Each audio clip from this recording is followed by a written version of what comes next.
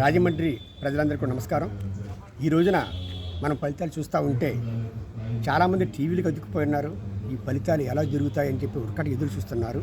మరి దాంట్లో భాగంగా చూస్తుంటే బీజేపీ తరపు నుంచి మేడం గారు పురంధేశ్వరి గారు విజయపదం దూసుకెళ్ళిపోతున్నారు.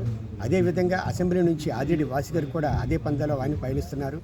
మరి ఈ విజయానికి కారకులైనటువంటి మూడు పార్టీలు టీడీపీ, బీజేపీ, జనసేన కార్యకర్తలను కూడా రాత్రనక పగలనక కష్టపడి చేసినటువంటి ఈ ఫలితం వల్ల ఈ రోజున రాష్ట్రంలో చంద్రబాబు నాయుడు గారు ముఖ్యమంత్రిగా, అలాగే మరి కేంద్రంలో నరేంద్ర మోడీ గారు ప్రధానమంత్రిగా నడిపించి దేశాన్ని పరుగులు పెట్టించే విధంగా డబల్ ఇంజిన్ సర్కారాన్ని తీసుకొచ్చే విధంగా మీరు ఇచ్చినటువంటి ఓట్లు అనేవి ఈరోజు మనం చూస్తున్నాం.